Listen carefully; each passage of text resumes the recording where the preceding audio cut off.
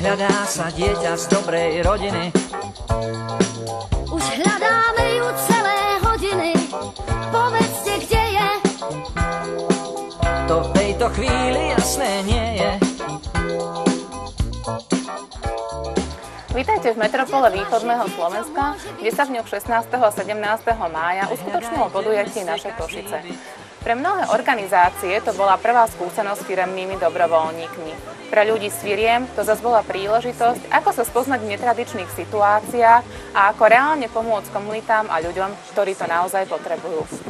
Košická transfúzka je známa tým, že sa sem darci radi vracajú, ale to by mal darca povedať. Sem prichádzajú totiž ľudia, všetci tí, ktorí, ako pán darca povedal, chcú prísť. A na veku od 18 do 60 absolútne nezáleží. Ja som vlastne stály darca, takže ja chodím pravidelne. Tak správny vojak by to mal každý urobiť. Pre nás jednoznačne prínos je konkrétna práca, ale určite aj tie vzájomné vzťahy, ktoré sa upevnia, že my sme nadšení. Máme radi toto mesto, v ktorom žijeme a pracujeme. A cítime aj určitú zodpovednosť za to, aby sme pomohli tam, kde pomoc treba.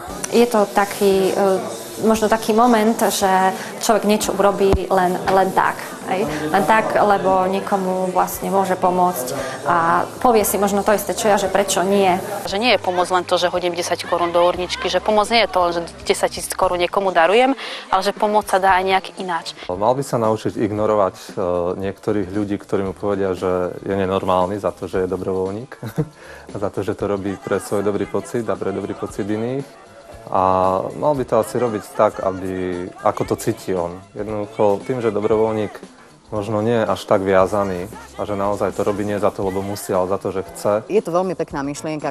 Páčilo sa mi spracovanie, páčila sa mi tá internetová aplikácia, kde sa ľudia mohli prihlásiť, kde bola vlastne celý popis tých projektov a si myslím, že každý si tam mohol nájsť to, čo je jeho srdcu blízke. Na budúci rok by som určite chcela, aby sme mali taký väčší pocit spolupatričnosti všetci. Mám taký pocit, že malo by to byť o tom, že chceme urobiť spoločne dobrú vec. A nie je to záležitosť jednej, alebo nie je to záležitosť 2 alebo 3 firiem. Je to záležitosť Košičanov.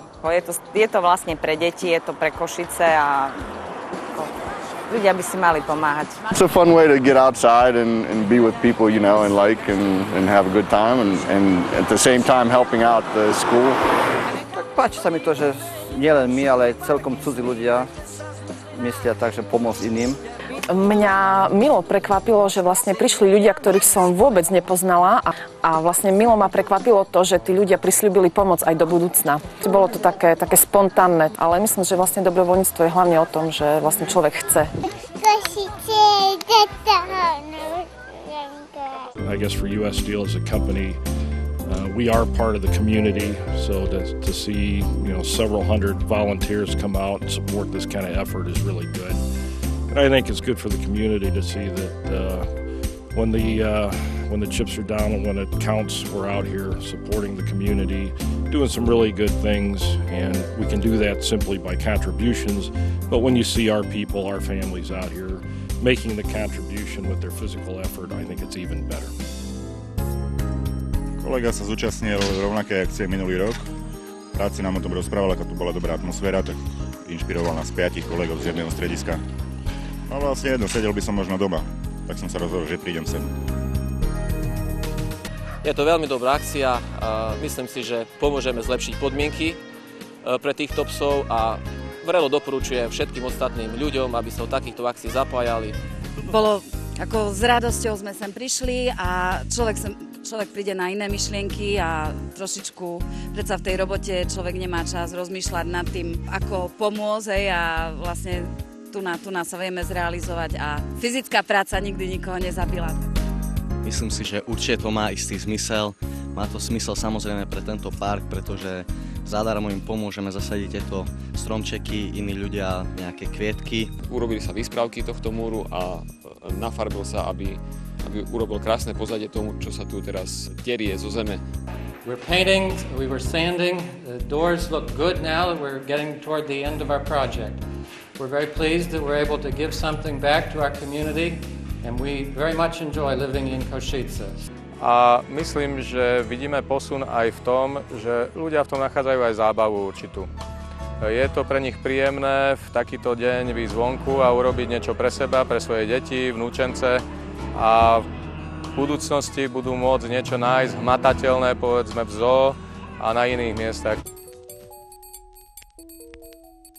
Peter, ten má trošku problémy aj s chrbtom, má problémy s motorikou, tak tam upravujeme tú motoriku. Martin, ten mi pomáha s úpravou haly.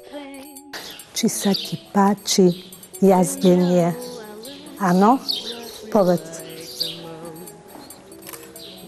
Každý týždeň v utorok chodíme pravidelne na kone.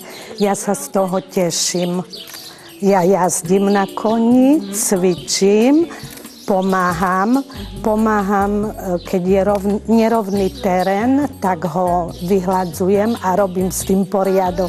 Tak sme si pozreli, aká je ponuka akcií a vlastne zistili sme, že Majak je organizácia, ktorej môžeme pomôcť a okrem fotografií sme sa dohodli, že spracujeme aj taký krátky reprezentatívny film o tejto organizácii.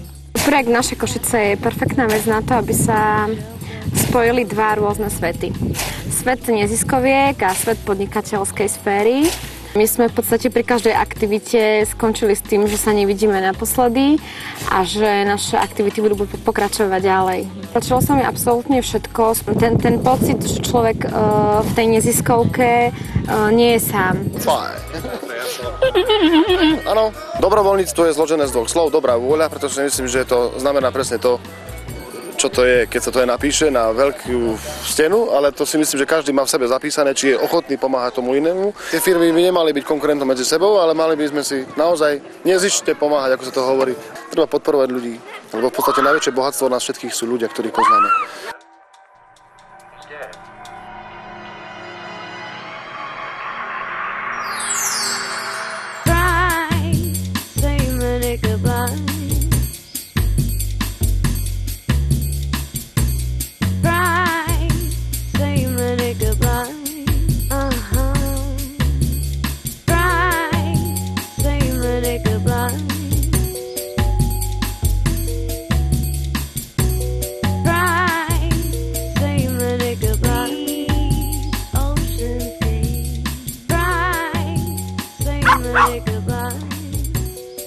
Áno, nemusíte sa bať, pani riaditeľka. Všetko je v poriadku. Dobre? Dovidenia, do počutia.